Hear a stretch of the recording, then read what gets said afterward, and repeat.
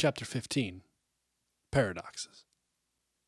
Comet woke the next day feeling unusually refreshed.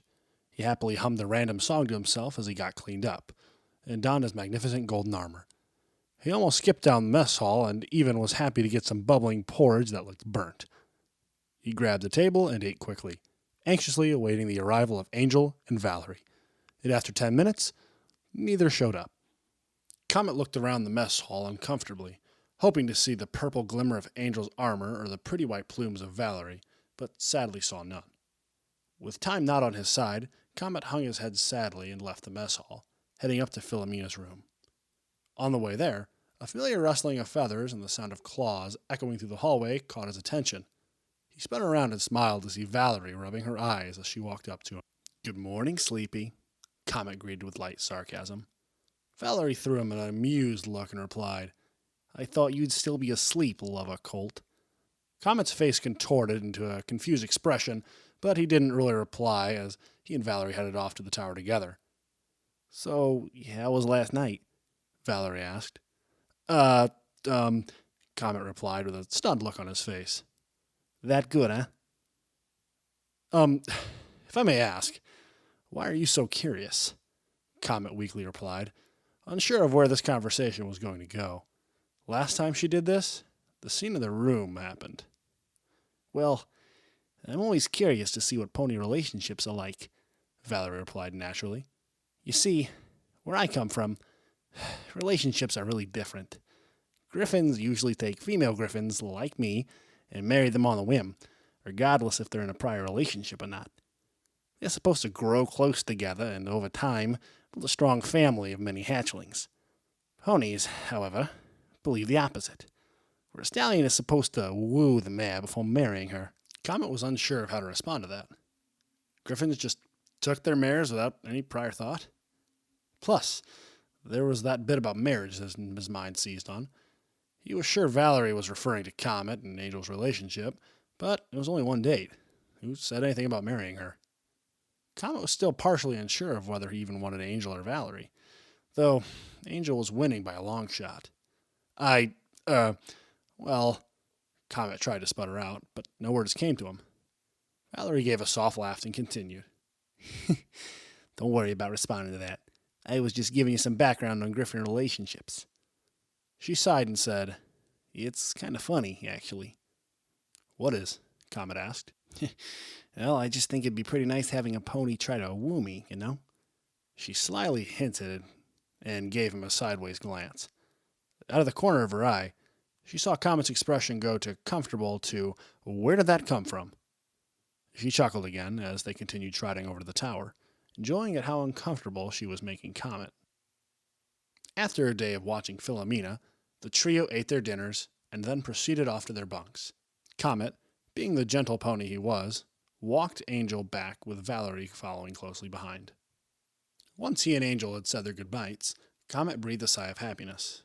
Upon turning around, however, he accidentally ran headfirst into Valerie.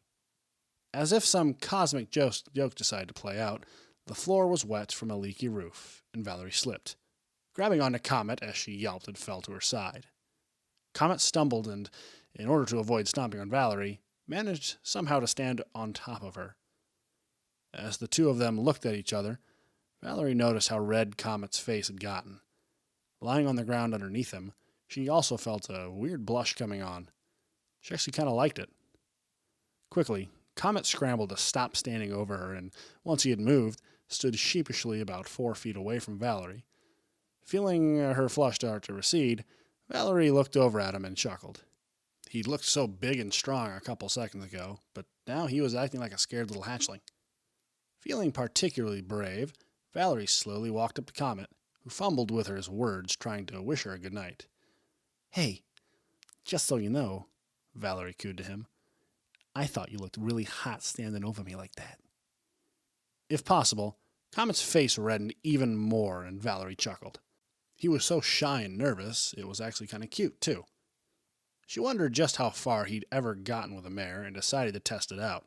Completely forgetting the fact that he had just gone on a date with Angel, Valerie leaned in a little closer to him, and when his head turned to her nervously, met his lips with her beak. It was just a quick little kiss, but enough to tell Valerie that he had no experience with mares. Comet jerked backwards after 2 seconds and blushed even harder as Valerie gave another small laugh. "My office still stands, Comet," she whispered before disappearing into the bunk room. Comet rubbed his head and trudged off to his bunk with a headache. As he walked, his mind continued a war with itself until he laid down in the bed. Today was a rough day, and Comet felt his newfound luck sour quickly. Maybe things wouldn't go his way anyways. Maybe it would go like it had for her. Comet immediately tried to repress those thoughts, but his conflicting feelings about Angel and Valerie prevented that. He needed her advice now more than ever, and he sorely missed her, his big sister Nova. Outside on the castle grounds, 2 ponies were standing around by the forest. An earth pony had his flank in the air as he rustled around by some bushes, and a royal guard yawned. "You almost done yet?" the guard complained. The earth pony sucked his teeth in and replied, "You know, asking me after we just started won't make it go any..." The guard spun around, only to find the earth pony missing. "Ha, very funny," the guard sarcastically whined. He barely had finished speaking when a black figure leaped from the forest and collided with the guard. He toppled over, surprised, and landed on his right wing. It had been injured when he was younger, and the guard wore a piece of steel over to protect the weak spot. The metal scraped across a rock, and the guard thanked Luna he was wearing it. He thought it was an earth pony who tackled him and prepared to give him a good tongue lashing, but a set of iridescent blue-green eyes stared back at him. The guard gave a surprised yelp as he recognized what it was, but a bolt of green magic struck him, causing him to pass out. "You fool," came a raspy voice. "You shouldn't have let him see you." The dark figure turned its head around and bared 2 large white fangs. "Shut up," he snapped back. "You know this was going to be difficult. Gorgon, we need to be stealthy," came the voice again, as several changelings cautiously exited the forest along with the earth pony. "If we want to get Green Chrysalis to accept us, we need to do this right," the earth pony said in a raspy voice. "Now, hide him with the other, and do it quickly."